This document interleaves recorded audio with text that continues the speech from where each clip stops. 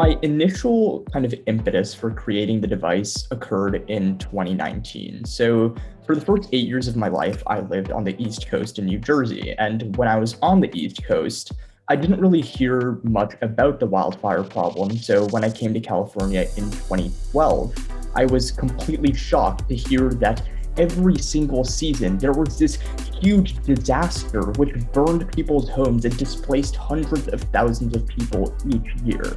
But I still didn't think that the problem personally affected me until 2019, when a brush fire actually came so close to my house that it threatened to evacuate me from my home.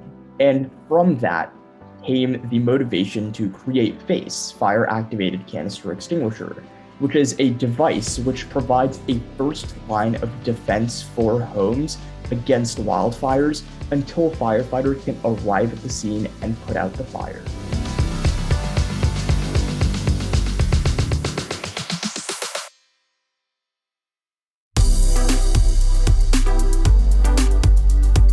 I actually have a model right here that I can show you. So in terms of sizing, it's about 1.5 feet long. This is the smallest version that I plan to make. I plan to develop larger 5 and 10 gallon models as well.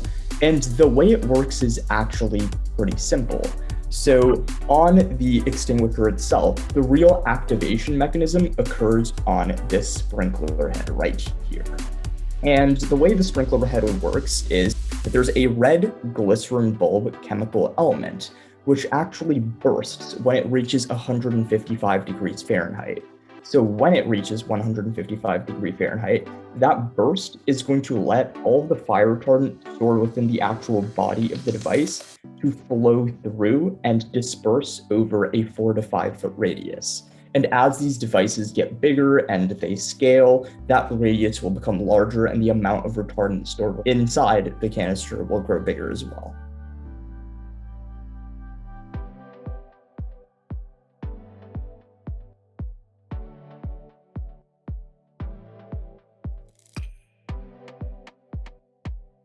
So that does kind of two things. In terms of in front of the canister, in the fire-prone area where the fire is coming from, the release of the retardant is going to snuff out any flame that's going to be within that vicinity and prevent that fuel from reigniting. And in terms of the fire retardant, which covers the surface that it's mounted on, it's going to increase the material's resistance to combustibility, which means that you need a much higher temperature to cause that material to burn.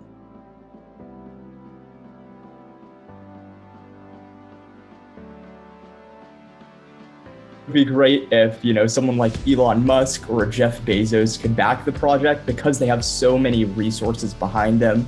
I really think that investment from a high-profile individual with so many connections in the technology space would be really, really helpful in me pursuing my device.